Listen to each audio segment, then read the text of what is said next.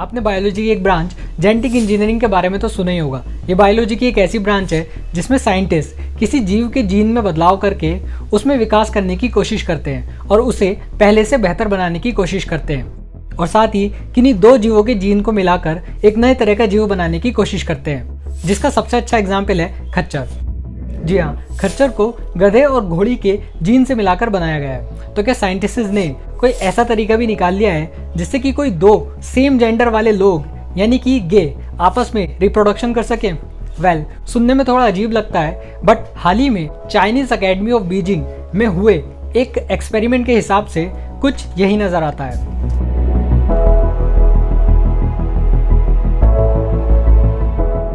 11 अक्टूबर 2018 में पब्लिश हुए एक आर्टिकल के हिसाब से चाइनीज अकेडमी ऑफ बीजिंग ने हाल ही में लैब के अंदर एक ऐसे चूहे को बनाया है जहां साइंटिस्ट ने फादर के दो मूल सेल्स को इकट्ठा करके एक भ्रूण बनाया।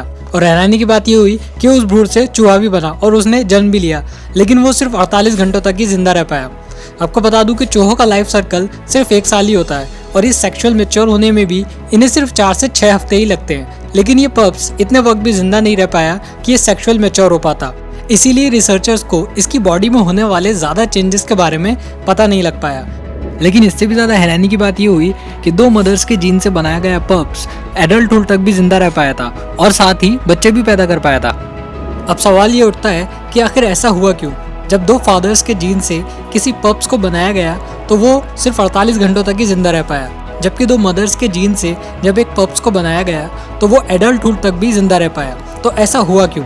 वेल, ऐसा हुआ क्योंकि जितने भी मैमल्स यानी कि स्तनधारी होते हैं उनमें X और Y टाइप के क्रोमोसोम्स होते हैं और ये दोनों मिलकर एक पेयर बनाते हैं। हम इंसानों के अंदर इस तरह के 23 पेयर होते हैं, जिनमें से 22 पेयर्स मेल और फीमेल्स में सेम होते हैं, इन्हें ऑटोसोम्स कहते हैं।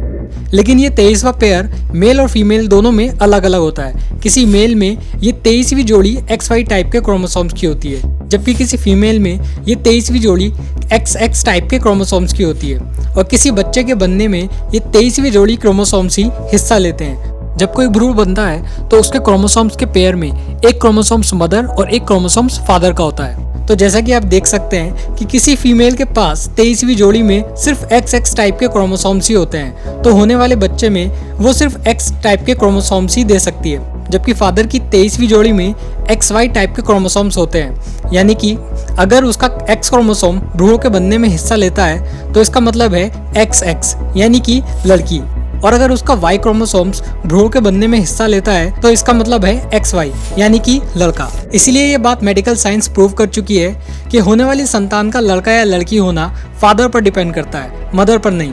ठीक इसी तरह चूहों में भी ये प्रोसेस चलती है, पर फर्क सिर्फ इतना होता है कि हम इंसानों के अंदर ये क्रोमोसोम्स के सिर्फ 23 पेयर होते हैं, जबकि चूहों में ये 20 से 21 पेयर होते हैं। इसीलिए जब लैब में 2 फीमेल के जीन से एक चूहे का जन्म हुआ तो उसके भ्रूण के बनने में दोनों ही मदर से X टाइप के क्रोमोसोम्स ने हिस्सा लिया, जिससे बनने वाले भ्रूण में XX टाइप के क्रोमोसोम्स का निर्माण हुआ। इसका मतलब है कि फीमेल पप्स।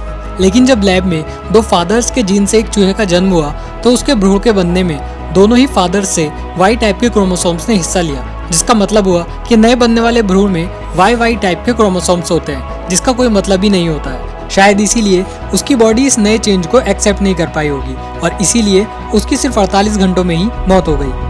तो अगर आप बायोलॉजी को ज़्यादा नहीं जानते हो तो आपके लिए इसका समझना थोड़ा मुश्किल होगा, लेकिन मैं आपको इस शॉर्ट डिस्क्रिप्शन में शुरू से समझाता हूँ। हालांकि पूरा तो इसके बारे में नहीं बता पाऊंगा क्योंकि इसमें जानने के लिए इतना कुछ है कि बायोलॉजी में इसकी पूरी एक ब्रांच होती है जिसे सेल बायोलॉजी कहते हैं। तो अगर इसके बारे में आपको डिटेल में जानना है तो इसके लिंक्स में डिस्क्रिप्शन में दे दूंगा, आप वहाँ इसे जाकर डिटेल में पढ़ सकते हैं। तो सभी लिविंग ऑर्गेनिज्म की बॉडी सेल्स से मिलकर बनी होती है और इसी सेल्स में होता है न्यूक्लियस और इस न्यूक्लियस में होता है क्रोमोसोम्स और इन क्रोमोसोम्स पर बने होते हैं डीएनए। इन्हीं डीएनए पर जीन की एक छोटी सी रचना बनी होती है। पर इस जीन का काम क्या होता है, क्यों इसको इतनी इंपॉर्टेंस दी जाती है? वेल, ऐसा होता है क्योंकि ये जीन डिसाइड करते हैं कि हमारे बालों का रंग कैसा होगा, आंखों का रंग कैसा होगा या फिर हमारी लाइफ में किस बीमारी से ज्यादा खतरा हो सकता है। मतलब किसी जीव की सारी जेनेटिक क्वालिटीज को एक पीढ़ी से दूसरी पीढ़ी तक ले जाने का काम यही जीन करते हैं। इसीलिए किसी बीमारी से अफेक्टेड होने के चांसेस हर इंसान में एक जैसे नहीं होते। मतलब अगर किसी को अपनी लाइफ में बुखार या कोई और बीमारी बहुत जल्दी हो जाती है तो जरूरी नहीं है कि आप भी उससे उसी तरह अफेक्टेड हो जाओ। जेनेटिक इंजीनियरिंग में साइंटिस्ट इसी जीन में बदलाव करते हैं ताकि वो नए बनने वाले जीव में सुधार कर सके। लेकिन जब इस जीन के साथ कुछ ज़्यादा ही छेड़छाड़ की जाती है तो एक बिल्कुल ही नए तरह के जीव की उत्पत्ति हो जाती है। और इसी तरह कुछ किया गया है चाइनीज़ अकेडमी ऑफ बीजिंग में। हालांकि ये कोई पहली घटना तो नहीं है कि जब साइंटिस्ट ने किसी लिविंग ऑर्गेनिज्म के जीन में बदलाव करके कुछ नया बनाया हो, बल्कि इसकी कोशिश 1952 से हो रही है। और 5 जुलाई 1996 को साइंटिस्ट ने पहली बार एक ऐसे भेड़ जो कि स्तनपायी होता है उसे वयस्क अंडे से सफलतापूर्वक पैदा भी कर दिया था, जो कि 14 फरवरी 2003 यानी कि पूरे 6 सालों तक जिंदा भी रही थी। लेकिन 2 सेम जेंडर से इस तरह का ये पहला एक्सपेरिमेंट था जो कि 11 अक्टूबर 2018 से पहले तक नहीं हुआ था। और एक बार ये चूहों पर पूरी सफलतापूर्वक हो गया, फिर उसके बाद इस एक्सपेरिमेंट्स को इंसानों पर भी किया जाएगा।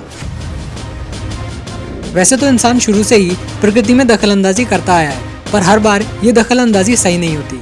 एड्स, इबोला और स्वाइन फ्लू कुछ इसी तरह के एग्जाम्पल हैं, जिस पर मैं एक वीडियो पहले ही बना चुका हूँ। तो अगर आप उसको देखना चाहते हैं तो आप ऊपर आई बटन पर क्लिक करके उसे आराम से देख सकते हैं। वैसे ऐसा करना सही है या गलत, इस पर हर किसी की अपनी अपनी राय हो सकती है, पर इन सबसे ज़्यादा मायने ये रखता है कि प्रकृति इसे कैसे एक्सेप्ट करती है।